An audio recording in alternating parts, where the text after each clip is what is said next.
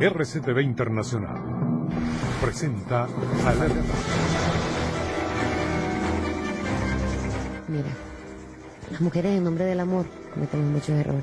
Él me dijo a mí que me iba a matar si me divorciaba de él, que me iba a quemar, que me iba a quitar los niños, miles de cosas que me dijo, pero que me iba a hacer lo que me hizo, no me lo imagino. Quiero decirte también algo para que quede esta grabación y que si me llega a pasar algo, que quede grabado esto. Con eso me estás diciendo que sientes miedo. Tengo miedo, claro que tengo miedo. Tengo un miedo que me hace valiente, pero siempre miedo. Mujeres en peligro. Tal vez usted, su vecina o una amiga son de esas mujeres que están en peligro. En realidad, son muchas más de las que se conocen y se contabilizan en las estadísticas, porque la violencia hacia la mujer hace que su existencia se convierta en una angustia perenne, en un calvario que pareciera no tener fin. Estamos aquí con una persona que prefiere permanecer anónima. ¿Qué te pasó? Fui maltratada brutalmente por mi pareja, salvajemente golpeada. No recuerdo mucho, las lesiones me hacen perder la memoria, pero tengo contusiones generales y me daba golpes contra la pared, contra el piso. La cabeza mía le daba patadas a mi cabeza, a mi cara, me sacó un cuchillo para matarme, me agredió la espalda con un cuchillo, cuando me le fui a quitar el cuchillo me mordió el rostro y todos los golpes fueron directamente sobre mi rostro para que nadie me viera. Estuve ingresada en la clínica desde el viernes hasta el sábado y tuve que salir para poder rendir declaraciones y todas esas cuestiones. En la clínica, como yo tengo una profesión donde tengo un seguro, el seguro no cubre por golpes ni maltrato por pareja, no me pudo cubrir los gastos, entonces tuve que retirarme de la clínica. La violencia había marcado algo más que su cuerpo. Era el momento de dejar el miedo y pedir ayuda en un centro de asistencia a la mujer. Estamos en la casa de la mujer Juana Ramírez La Avanzadora, ubicada en la ciudad de Maracay, en el estado de Aragua. Es lunes y conoceremos el testimonio de algunas de las mujeres quienes aquí se encuentran. La razón para que el primer día de la semana se conozcan más casos de mujeres golpeadas no se debe necesariamente al consumo del alcohol. Siempre se ha creído que el alcohol puede ser el causante de la violencia en muchas de las familias. Bueno, no, ese es un mito, uno de tantos mitos que se tejen en torno a la violencia intrafamiliar. El alcohol es un detonante de la violencia, más la violencia se lleva consigo, la lleva la persona. Hay hombres que no consumen alcohol y sin embargo golpean a sus parejas. Hay hombres que son personas muy educadas, personas muy estimadas en la comunidad, incluso son líderes comunitarios, pueden ser ministros, pueden ser alcaldes, pueden ser gobernadores y sin embargo son violentos con su familia. Sin descartar del todo que el alcohol y la droga puedan agudizar la violencia contra la mujer en el seno familiar, los especialistas apuntan a otro factor como desencadenante de maltrato. Cuando termina un periodo vacacional o un puente de Semana Santa, Carnaval, etcétera, se desatan situaciones dentro del ámbito familiar y luego hay un repunte de las consultas, hay un aumento en las cifras de mujeres que vienen a solicitar ayuda. ¿Es la primera vez que esto te ocurre? Con esta pareja 2 veces ya. ¿Cuánto tiempo llevas con ella? 4 meses. Él es un asesino en potencia. Él estuvo a punto de asesinarme esa noche y en la noche anterior también. Este testimonio es la evidencia desesperada de una situación compleja y de vieja data que hoy mostraremos en Alerta. Nuestra sociedad, yo diría el planeta entero, tiene la creencia de que los hombres son seres que hay que tener un trato especial hacia ellos. Desde niños se les dice que juegan en la calle con otros niños, no juegan con las niñas, no se hacen amigos de las niñas, no comparten intereses, ni mucho menos cómo es cada quien para ver, digamos, de qué manera se resuelven los conflictos. Tienen juguetes que la mayoría son bélicos y son juguetes para el aire libre. En cambio, a la niña se le enseña de que debe jugar con otras niñas dentro de la casa con juegos que son del mundo doméstico. sin que lo analicemos mucho, creamos dos seres que tienen intereses opuestos, que no se conocen, que no se entienden, que tienen realmente grandes dificultades para relacionarse, y entonces después esperamos que sean pareja y que se lleven bien. La familia se corrompe, entonces tú vas corrompida o corrompido a ejercer las funciones que te tocan y vas a reproducir allí patrones de relación en las cuales, una vez que te dan una cuota de poder, te sientes jefe, te sientes dueño de la situación y comienzas a atropellar al personal que está a tu cargo. O sea, para que miramos la magnitud y la trascendencia que tiene semejante comportamiento. Nadie puede quedar ajeno al drama de una mujer maltratada, porque sus consecuencias las podemos sufrir todos. Por eso, nuestro alerta de hoy. A través de una historia dramática y conmovedora, seremos testigos de la violencia física y emocional a la cual están condenadas silenciosamente millones de mujeres en el mundo. Ella se atrevió a contar su experiencia, consciente de los riesgos que esto puede representar para ella y sus hijos, con el claro objetivo de que se convierta en una alerta para todas esas mujeres en peligro.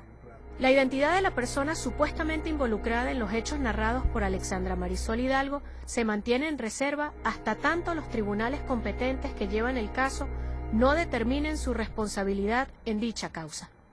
Alexandra Marisol Hidalgo e Iván, un joven militar en ascenso, se casaron el 28 de diciembre de 1990. Una persona a la que yo le di mi vida, con la que compartí 14 años. Me conoció cuando era una niña. Me hizo a su imagen y semejanza. Lo único que nosotros hemos hecho aquí es trabajar. Trabajar siempre en una constante de pulcritud, de honestidad y buscando de haber dado buen ejemplo a los muchachos, a los hijos. En este caso Alexandra y los demás, que son 5 por todo. Como llegó el momento en que los muchachos se enamoraron, uno y otro, y cada cual escogió su pareja. Marisol escogió su pareja, dado a cierta influencia militar que sucedió en nuestra familia, porque yo siempre trabajé para militares. Se quería mucho, o sea, él aparentaba quererla mucho a ella, entonces decidieron casarse. Él fue subiendo de rango y conforme subía de rango iba agarrando más responsabilidades hacia el servicio del Estado. A raíz de lo que él llega a mayor, la transformación de su ego fue ya diferente. Él se había transformado en un hombre ya prepotente, en un hombre ya con un don de mando que a veces exageraba. Y lógicamente eso se transmitía hacia la familia. Permití que le hiciera todo lo que le dio la gana conmigo. En el momento en el que yo empecé a decir no, empezó la violencia.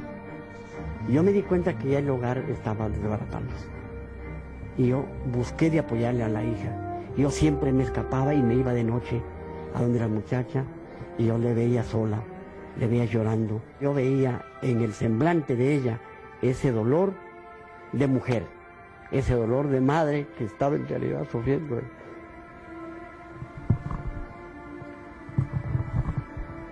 Y así transcurrió el tiempo.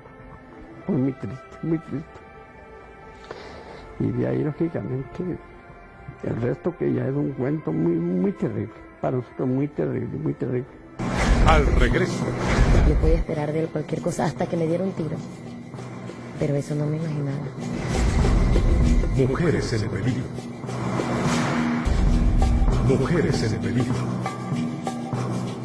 Alexandra Marisol Hidalgo se casó con su novio de la adolescencia, el que pensó era el amor de su vida. Sin embargo, su sueño se convirtió en una pesadilla.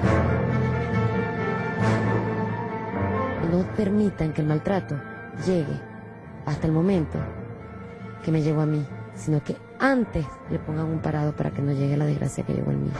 Para muchas parejas, las peleas se vuelven una costumbre. De los insultos y amenazas, se pasa a los golpes y al abuso físico o sexual. Luego, él viene con el arrepentimiento y ella con el perdón. Este es un círculo vicioso que el miedo hace que se repita una y otra vez. Y así suceden muchas veces las tragedias. Tal es el caso de Alexandra Marisol Hidalgo. A él no le importaba nada. Él quería que yo hiciera todo lo que él quería. Y él me decía esta frase, o todo o nada.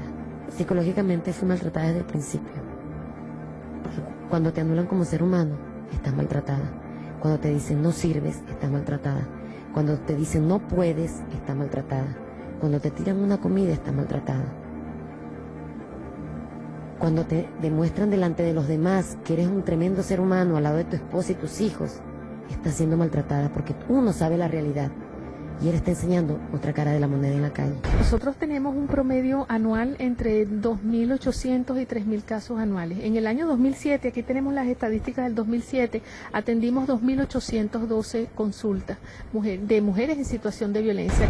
Yo estaba dedicada al hogar, trabajé un tiempo, tenía que dejar el trabajo porque él se ponía muy agresivo cuando yo trabajaba, celoso y agresivo. Dejaba el trabajo, atendía a los niños, después posteriormente empecé a estudiar. Y cuando yo empecé a estudiar se agudizaron los problemas. Las estadísticas mundiales nos indican que es un problema de la relación de poder que el hombre establece hacia la mujer, de que él es el que puede, de la creencia de que hay un sexo superior a otro y que él es el sexo superior y que se convierte en la familia en el macho que atropella a la hembra. Muchos hombres dicen al final, mire, yo lo que pasa es que estoy bravo porque ella ahora trabaja y estudia y yo me quedé de mecánico, entonces yo no quiero que ella progrese porque entonces va a ser mejor que yo. Me tenía aislada de mi familia, me tenía aislada de mis amistades, me tenía aislada del mundo. Él se encargó de apartarme de todo para que yo no tuviera ninguna defensa. Una mujer que viene víctima de violencia viene muy traumatizada, está muy asustada. A veces creen que el problema que traen solamente les pasa a ella, vienen con mucha pena, con mucha angustia, vienen con un cuadro, lo que uno puede llamar un síndrome del maltrato, con problemas de insomnio. Algunas vienen incluso queriendo morirse y piensan que si ellas se suicidan, el problema se termina. Ella empieza a dudar de su sanidad mental. No eres dueña de tu vida y tienes un profundo temor. ¿Por qué? Porque cuando te dicen no sirves, no haces, no vas, no entras, no eres dueña de tu vida. Y cuando tú no te quieres y pones a la otra persona por encima de ti, se hace más difícil salir del problema. ¿Tus hijos fueron testigos de hechos violentos entre ustedes, de discusiones grandes? De discusiones, sí. Y de encierros de él. Me encerraba en el cuarto horas. Eso sí los ponía mal a ellos. No me dejaba salir.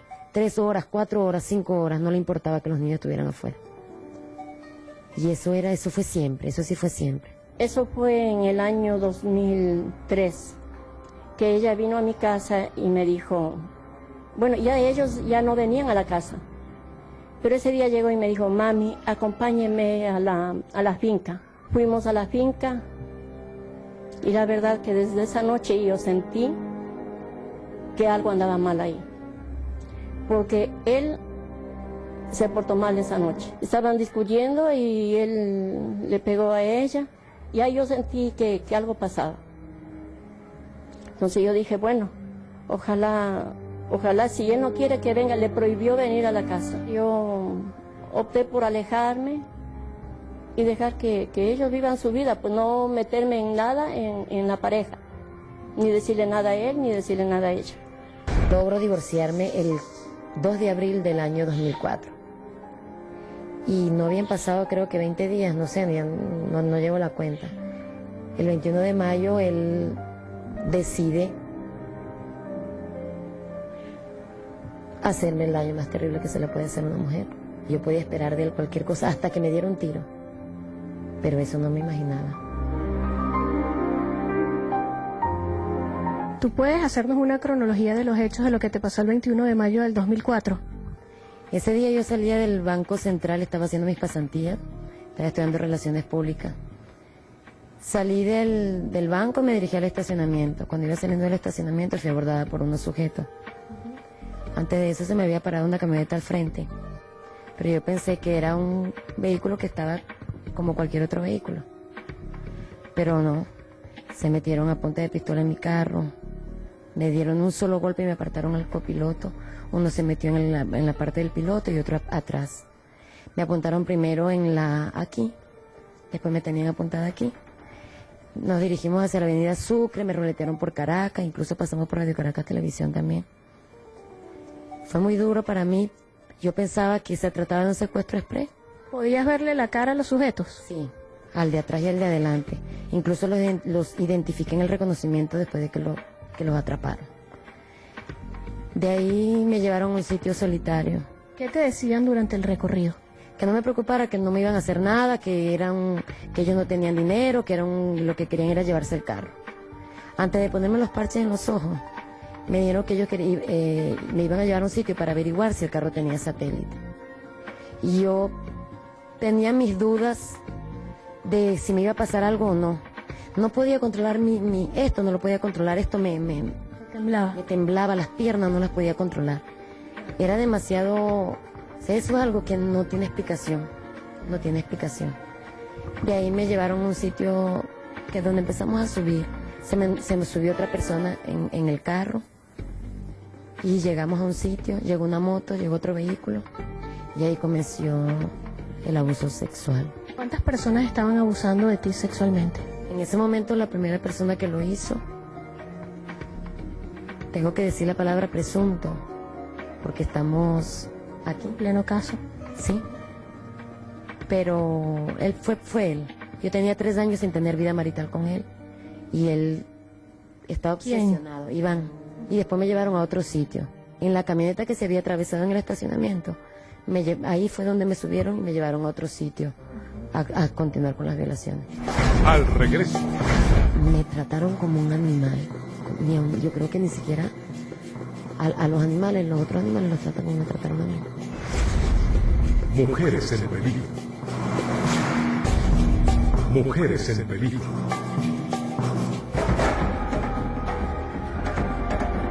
El 21 de mayo de 2004, Alexandra Marisol Hidalgo fue secuestrada y violada por 6 hombres, entre los cuales se encontraba presuntamente su esposo y padre de sus hijos. La violación es de las peores agresiones a las que puede verse sometido el ser humano. Es además un delito difícil de manejar, pues se cree que la víctima es la provocadora del ataque y se le resta importancia. Y cuando la violación es cometida por la pareja o expareja, la situación se vuelve aún más difícil en el ámbito legal y emocional. La historia de Alexandra es un dramático ejemplo de ello. Me trataron como un animal. Yo creo que ni siquiera a los animales, los otros animales los tratan como me trataron a mí. Fue un enseñamiento terrible. Eran como animales, se convirtieron en unas bestias salvajes. Se olvidaron del dolor humano, se olvidaron de que yo era una mujer, de que yo tenía madre, que tenían hermana. No les importó nada de eso. De que tienes hijos. De que tengo hijos. Y saber que, y ellos sabían mi vida. Porque ellos vieron los carnets de mis hijos en el carro, vieron las fotos de los niños. Ellos sabían todo, no les importó nada. Eso es algo que yo no le entiendo. Después de que pasas la violación, ¿qué pasa? Ellos, como ya sabían que yo me había dado cuenta de que era Iván, ellos montaron algo así como un secuestro express, donde me pusieron a hablar con él por teléfono, a pedirle el rescate. ¡Cállate!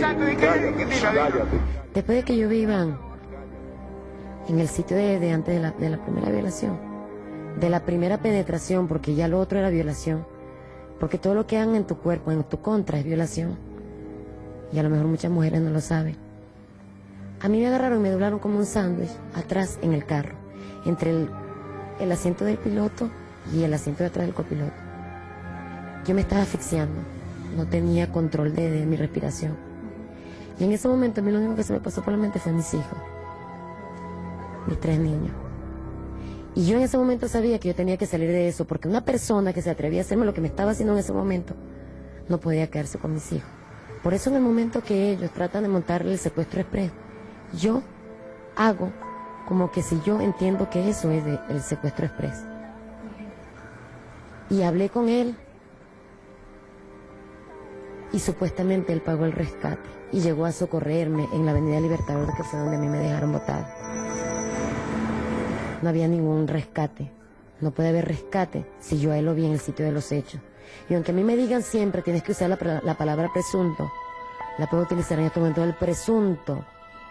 Pero para mí, para mis ojos, para mi olor y para lo que él me tocó, él estaba ahí, yo lo vi, hay testigos. Una vez que te encuentras con él, ¿qué haces?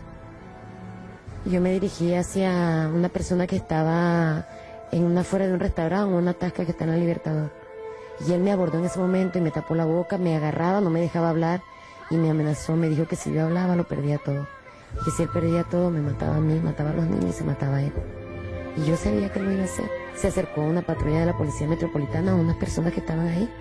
Preguntaron qué pasó, él les dijo que me habían robado el carro. Cruzamos la avenida Libertador, me montó en un taxi, ahí me amenazó con su pistola.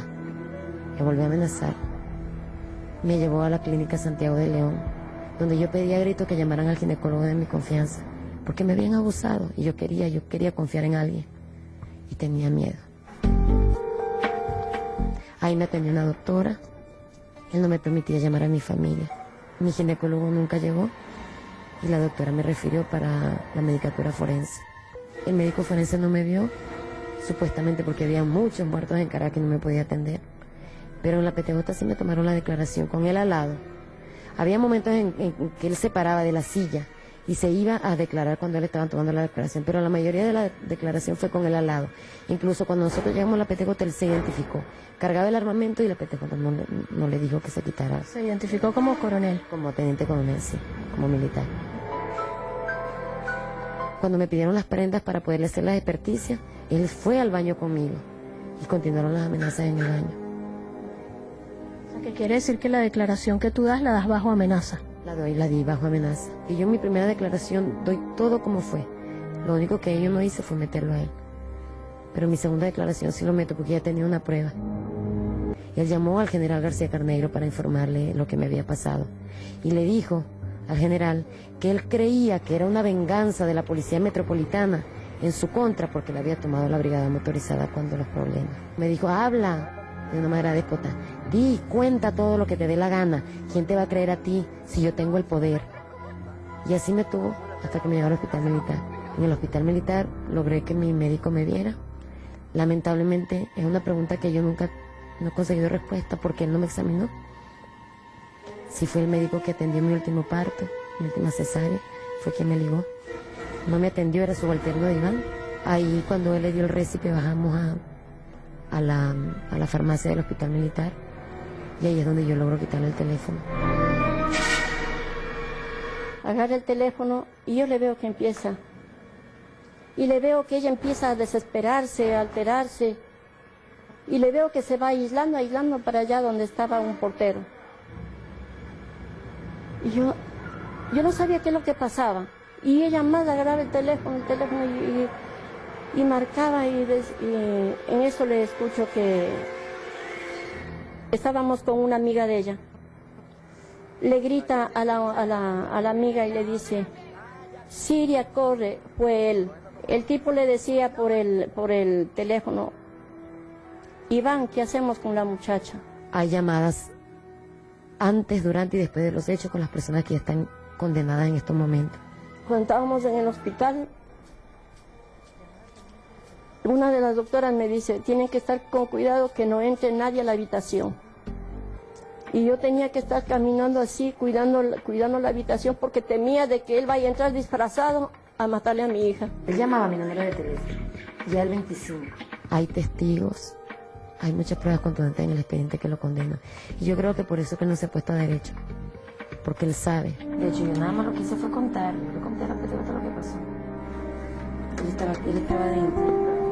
Estaba la camioneta dentro, estaba el carro de la muchacha dentro. La primera vez que le diste la cara a tus hijos, después de una situación tan grave como esa, ¿cómo fue? ¿Cómo hiciste?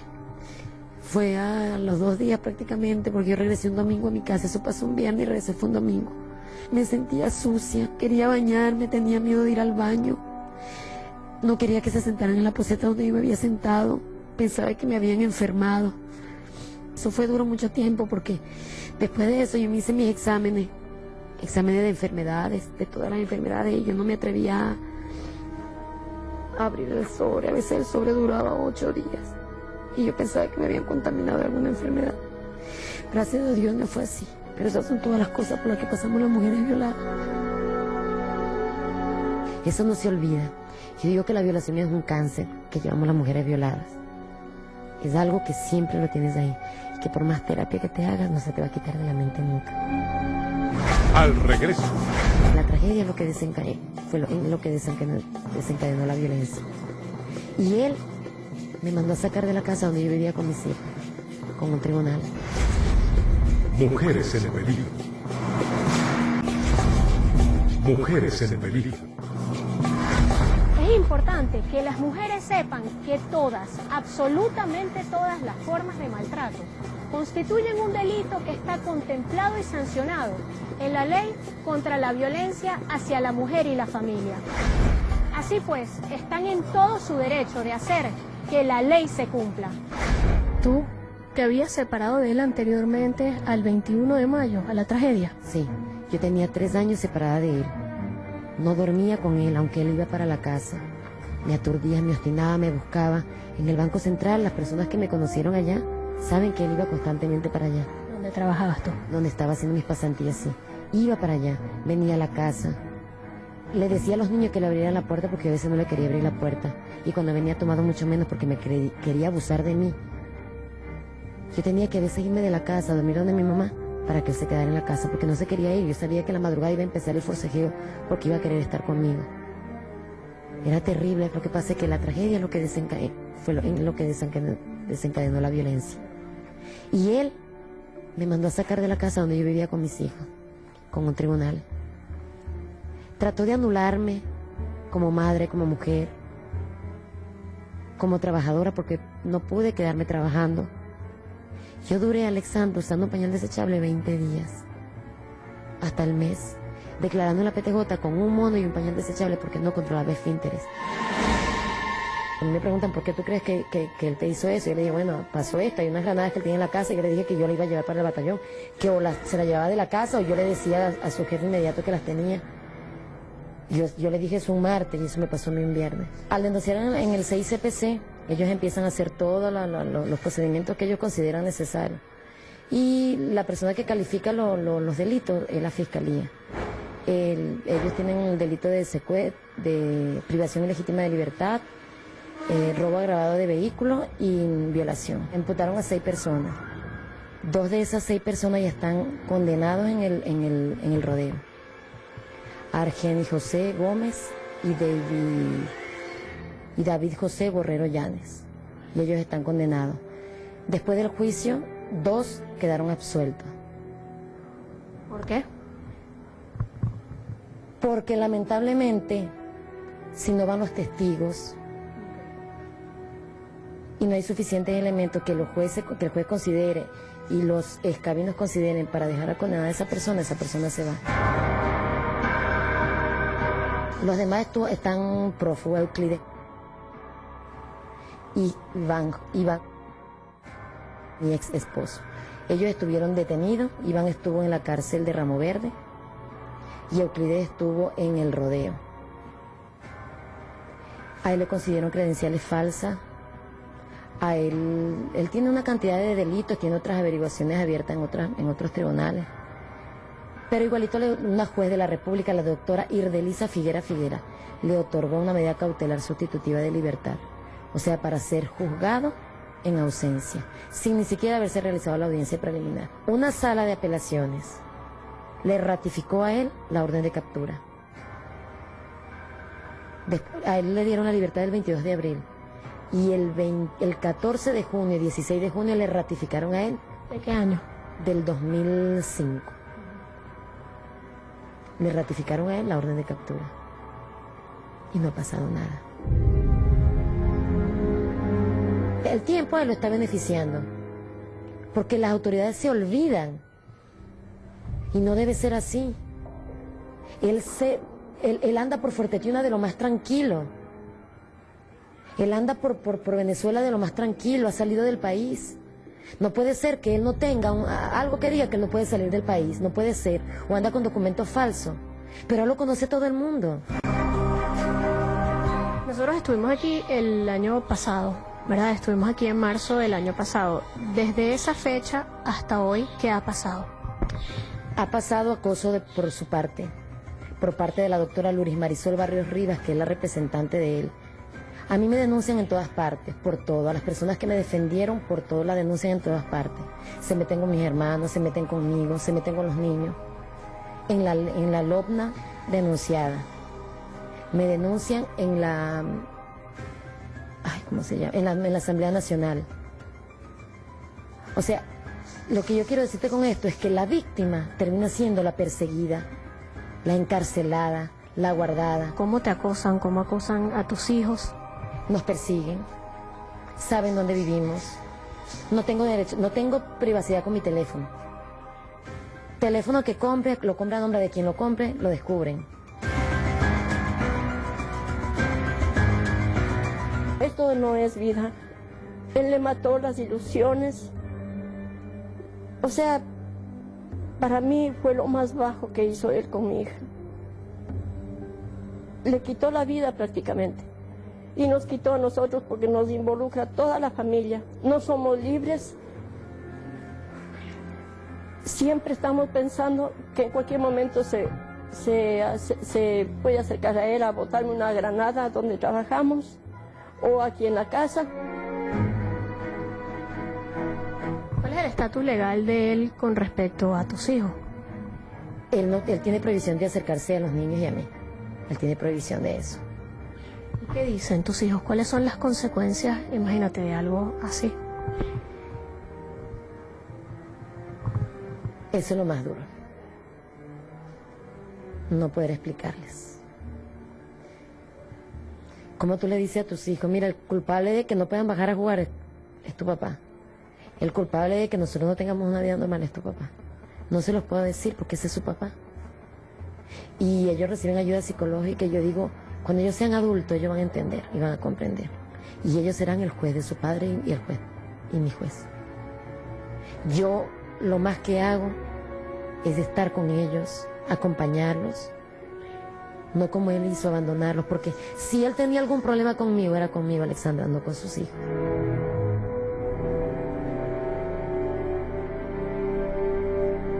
Alexandra Hidalgo es uno de los casos que son visibles, pero miles de Alexandra, miles de Linda Loaiza, miles de mujeres que en el mundo, miles de Ana, que en España la quema el marido después de 6 años separados en una silla porque fue a la televisión a hablar de su caso. Miles de mujeres anónimas que están allí y todas tenemos que saber que esa realidad existe. Alexandra es un caso, bueno, como todos, lamentable, inaceptable, que ha perseguido justicia a un precio muy caro. Para ella, igual que para muchas otras mujeres, la justicia es sorda, es cómplice y le parece que son cosas que si se dejan diluir en el tiempo, dejan de existir. La denuncia pública es fundamental. O sea, desenmascarar esta sociedad patriarcal es importante, porque se oculta con todos los mecanismos que tiene todas las herramientas para enmascararse, para descalificar, para desconocer el problema. Entonces la gran fuerza de los pueblos es la gente informada. ¿Quiénes te apoyaron en una situación tan difícil como esa? Mi familia, mi papá, mi mamá, mis hermanos, a quien yo les doy las gracias profundamente, porque fueron mi apoyo económico, mi apoyo moral, mi apoyo psicológico, estuvieron conmigo en todo momento. Fueron mi resguardo, son mi protección. Y me da vergüenza con mi papá y con mi mamá, porque duré 14 años alejada de ellos. Y los reencontré en la tragedia. Y me da rabia haber puesto a Iván por encima de mis padres, porque no vale la pena. Y le quiero decir a todas las mujeres, ningún hombre vale la pena ponerlo encima de los padres y de la familia y de los hijos, ninguno. Y papá y mamá, te quiero dar las gracias, y hermanitos, por el apoyo que me han dado.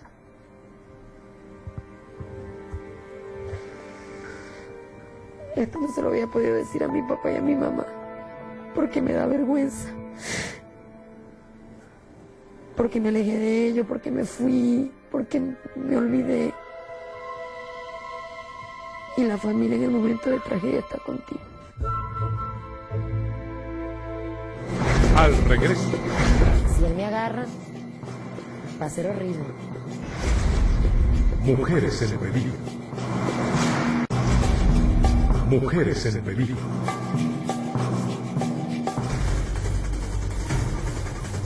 Si él me agarra, va a ser horrible. Y lo único que yo te voy a decir algo, Alexandra. Si a mí me pasa algo y este programa sale hoy, o en la oportunidad que salga, y si a mí me pasa algo, yo quisiera que tú lo volvieras a transmitir. Eso es lo único que yo te puedo pedir a ti. Siempre vivimos en peligro. Si algo le pasa a mi esposo, a mi hija, a mis nietos, a mí, a mis otros hijos, el único responsable es Iván, teniente coronel. ¿Y no sientes miedo al declarar, imagínate, ante la televisión, este hecho de lo que te pueda pasar, de lo que le pueda pasar a todos? Si algo yo estoy convencida, Alexandra, es que el haberme acercado a los medios o que los medios se acercaran a mí es un hilito que me mantiene atada a la vida. Porque no va a ser un caso más, porque la gente conoce, esta historia queda para las demás mujeres. Queda para que las demás personas digan que cuando hay algo que te dice, hay peligro de que estés con esa persona, tome las precauciones necesarias y te separes de esa persona antes de que te pase lo que me pasó a mí. No esperar tanto por miedo a que no puedas mantener a tus hijos o por lo menos a darle el estatus que ellos están acostumbrados. Sí se puede, Alexandra. Yo en todo ese problema que yo tuve, yo logré graduarme. Yo estaba haciendo mi tesis y eso fue una forma de drenar mi dolor. Esta historia puede motivar a muchas mujeres a superar ese miedo, a sentirse capaces de romper con el círculo de la violencia y de degradación en la cual se encuentran atrapadas, no solo ellas, sino también sus familiares. Si se atreve, a continuación le mostramos los pasos a seguir en centros de atención a la mujer, como la casa de Juana Ramírez la Avanzadora, ubicada en Maracay. Yo aproximadamente 5 años estoy separada del papá de mis hijos por maltrato físico, psicológico, verbal y sexual de parte mía y hacia mis hijos. Él me maltrataba embarazada, no embarazada y gracias a ello yo estoy aquí. Pues. Gracias a mi madre que también me trajo para acá. No le deseo esto a nadie, a mi peor enemigo. Pido protección para mis hijos porque a pesar de que tengo 5 años y estoy esperando la decisión de un juez, lamentablemente esos son padres que les corresponde ver a sus hijos por ley. Sí, y a veces no nos damos cuenta que ponemos en riesgo a nuestros hijos. Le pido a Dios para que me los proteja, porque el papá de mis hijos es una persona vengativa y que yo sé que él se aquieta un tiempo y luego vuelve otra vez. Cuando las mujeres van a denunciar, ¿verdad?, que las atendemos aquí, las referimos a los órganos de justicia, se consiguen con que todos piensan de que eso es un problema, casi un favor que se le hace a la usuaria y que eso es un problema de marido y mujer y que nadie se debe meter. Y a pesar de que hay una ley que corresponde a los convenios internacionales que Venezuela está obligada a cumplir, todavía cuesta mucho que esto se pueda manejar como un delito. Nosotras hacemos capacitación para funcionarios y funcionarias de la cadena de justicia y nos cuesta mucho a través de problematizar la situación, que ellos reconozcan cómo están manejando el problema de acuerdo a sus creencias y no de acuerdo a la ley. Y sin embargo no es suficiente porque una sola institución que históricamente ha entendido el problema, que no lo descalifica, no lo ve como un problema de masoquismo de las mujeres, que a las mujeres les gusta, para no entender que este es un problema de salud pública que atenta contra el avance de los pueblos y que está calificado en el mundo entero como violatorio de los derechos humanos. ¿Tú quieres compartir con nosotros por qué estás aquí en la casa de la mujer Juana la Avanzadora? Bueno, porque tengo problemas con mi pareja. Tuve 20 años, tengo 20 años con él. Nosotros toleramos mucho. Esperamos que a veces la pareja cambie y a veces no, eso no funciona así. Entonces hay que buscar entes gubernamentales, casas como esta, para dar una orientación. ¿Qué crees tú que debe hacer una mujer que está siendo víctima de la violencia? No callar. Yo callé por 8 años, tengo de pareja y tuve 4 años aguantando maltratos, humillaciones y todo aquello. No permitan que ningún hombre maltrate a sus hijos, ni a ellas, porque no es nada más un maltrato de un golpe, es un maltrato psicológico que eso deja secuelas. Y lo más triste es que nuestros hijos crecen y crean un patrón de eso. ¿Qué consejos se le puede dar a las mujeres que están como tú? Que se atrevan, que hablen, que denuncien. Si yo hubiese denunciado en alguna oportunidad lo que él me hacía, con todo este problema legal que yo tengo, hubiese sido definitivo para que la fiscalía pudiese actuar con más fervor. Pero yo no lo hice, por miedo o por amor. Pero amor con miedo no es amor. Amor con irrespeto no es amor. Quien te quiere, y eso se lo voy a decir a todas las mujeres que me están escuchando, el que te quiere no abusa de ti. El que te quiere no te daña. Porque nosotros somos madres, aunque es un amor diferente. Amamos, queremos y respetamos a nuestros hijos. Y nunca una madre le hace daño a su hijo. Aunque es un amor diferente, el que ama no daña. Esperamos que después de ver este programa, tú, mujer, si tienes la violencia como parte de tu vida, sientas que hay algo que puedes hacer para cambiarla. Esperamos que esta alerta te sirva de impulso para sentirte mejor. Esta es una realidad de Venezuela. Desmentirla sería desconocerla. Soy Alexandra Velandia. Hasta un próximo alerta.